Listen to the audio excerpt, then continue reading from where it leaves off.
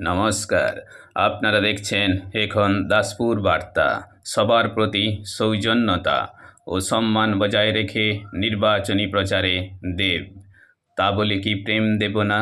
যদি মারে কলসির কানা, নেশার ঝোঁকে। এই চৈতন্য ভাবধারায় পরম বৈষ্ণবীয় রীতি বাস্তবায়নে তাকে প্রমাণহীন কুৎসা রূঢ় অশালীন ভাষায় আক্রমণকারীকেও পাল্টা আক্রমণ কিংবা অপমানমূলক শব্দ প্রয়োগ না করেই বরং সবার প্রতি সৌজন্যতা বজায় রেখে সম্মান প্রদর্শন করে লোকসভা নির্বাচনী প্রচার করলেন দাসপুর বিধানসভার খাড় রাধাকৃষ্ণপুর টালিভাটা হাটে 13ই মে সোমবার। ঘাটাল লোকসভা কেন্দ্রে তৃতীয়বারের জন্য এআইটিসির মনোনীত প্রার্থী দীপক অধিকারী ওরফে দেব। এই প্রচার সভায় তিনি কি বললেন তা জানতে চোখ কান খোলা রাখুন এখন দাসপুর বার্তার পর্দায়। এই দাসপুর বার্তায় যুক্ত হন, আলোর পথে এগিয়ে চলুন। বিরোধী দলের প্রার্থীকে আক্রমণ করিনি বা তাদের দলকেও আক্রমণ করিনি, কারণ আমি বিশ্বাসই করি না। আমি বিশ্বাস করি না কাউকে ছোট করে নিজে বড় হওয়া যায়। আমি বিশ্বাস করি না কোনো দলকে ছোট করে নিজের দলকে বড় করা যায়। দল বড় হয় তার নিজের কাজে, প্রার্থী বড় হয় তার নিজের কাজে, নিজের ব্যবহারে, নিজের আচরণে।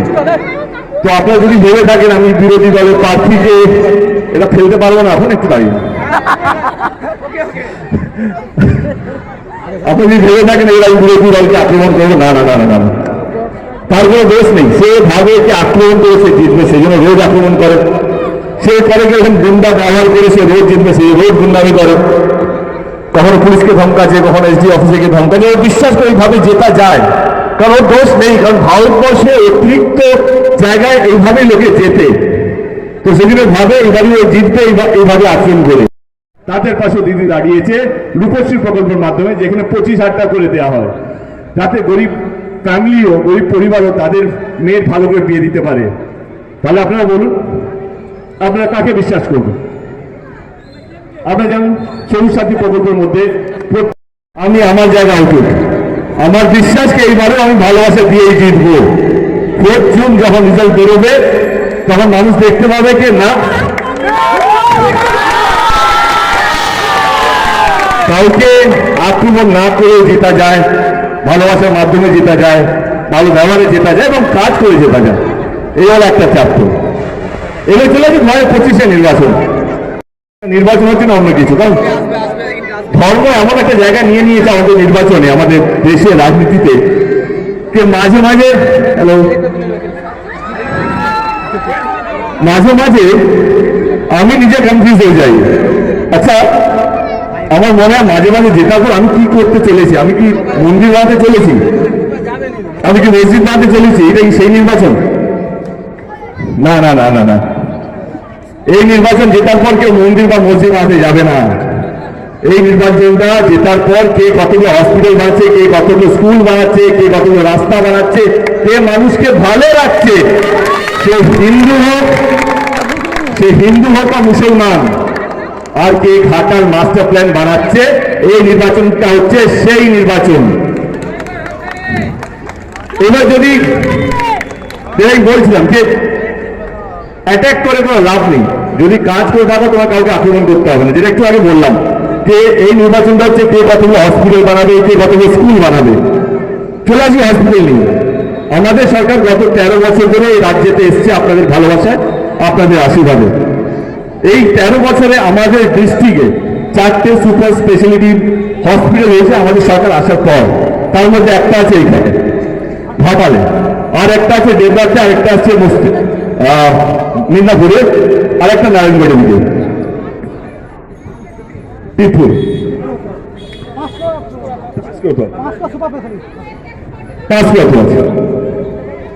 এইটা ছিল। প্রত্যেককে ট্যাব দেওয়া হয়েছে স্বপ্ন প্রকল্পের মাধ্যমে, সবাইকে ট্যাব দেওয়া হয়েছে। আমাদের ডিস্ট্রিক্টে 1,75,000 স্টুডেন্টদেরকে ট্যাবলেট দেওয়া হয়েছে, মানে স্মার্টফোন দেওয়া হয়েছে, যাতে তারা অনলাইন পড়াশোনা করতে পারে। তাহলে আপনারা বলুন কাকে আপনারা ভোটটা দেবেন? যে মানুষকে বাঁচিয়ে রেখেছে, আগলে রেখেছে, সেই দিকে তাদেরকেই তো। 13 বছর আগে মেয়েরা তাদের বিয়ে দিয়ে দেওয়া হতো তাদের বাবা মারা, কারণ বাবা মার কাছে পয়সা ছিল না তাদেরকে বেশি পড়াশোনা করানোর জন্য। তাদের পাশে আমাদের দিদি দাঁড়িয়েছে। কন্যাশ্রীর মতন প্রকল্প নিয়ে এসছে যাতে মেয়েরা যতদিন চাইবে ততদিন পড়াশোনা করতে পারবে। এই প্রকল্পটা অন্য কোনো রাজ্যে অন্য কোনো মুখ্যমন্ত্রী করেনি, শুধুমাত্র এটা চলছে বাংলায়, চলছে বাংলার মানুষের জন্য চলছে। এখানে কে হিন্দু কে মুসলমান কে কোন কমিউনিটিতে আছে সেইটা ভেবে হচ্ছে না, বাংলার প্রত্যেকটা মানুষের অধিকার আছে। তো আপনারা কাকে ভোটটা দেবেন? অনেক পরিবার আছে যারা বিয়ের জন্য তাদের মেয়ের, আমাদের রাজ্যে 13 বছর যে সরকারটা আছে এই মধ্যে অনেকগুলো প্রাইমারি স্কুল করা হয়েছে, মডেল স্কুল করা হয়েছে, ITI কলেজ করা হয়েছে, পলিটেকনিক কলেজ করা হয়েছে গত 13 বছরে আমাদের ডিস্ট্রিক্টে। আমাদের সরকার সেগুলো থামেনি। অনেক পরিবার আছে তাদের বাচ্চারা গরিব, পড়াশোনা খুব ভালো, প্রচন্ড ভালো মার্কস নিয়ে এসছে, কিন্তু পয়সা নেই তাদেরকে কিভাবে পড়াবে।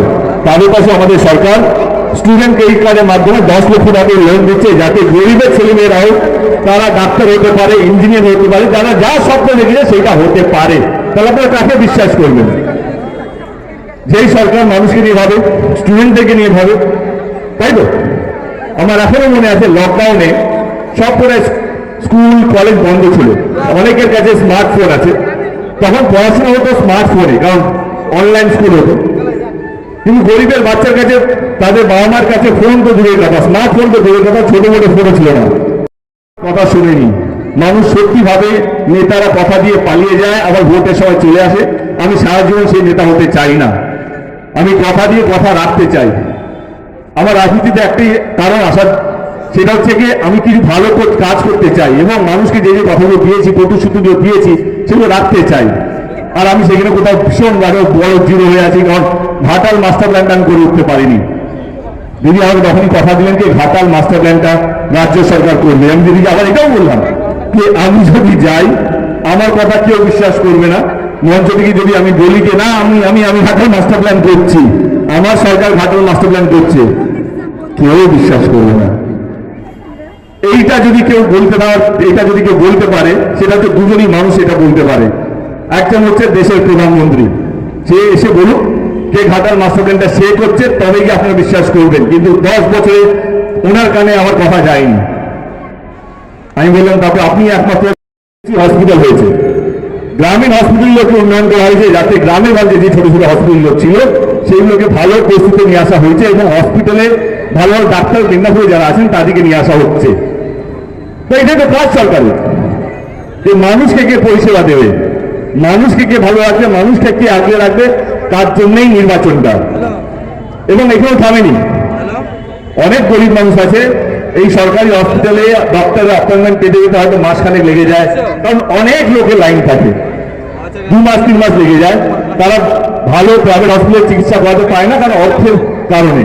তাদের পাশে আমাদের সরকার আছে, স্বাস্থ্যসাথী কার্ডের প্রকল্পে 5 লক্ষ টাকা বিমা দেওয়া হয়, যাতে গরিব মানুষ যাদের কাছে অর্থ নেই তারাও প্রাইভেট হসপিটালে নিজের মনের মতো চিকিৎসা করাতে পারে। ভগবান না করুক তাদের শরীর খারাপ হোক, যদি শরীর খারাপ হয় তারা প্রাইভেট হসপিটালে গিয়েও চিকিৎসা করাতে পারে। নির্বাচনটা সেইটা নিয়ে হওয়া উচিত, কে মানুষকে ভালো রাখছে।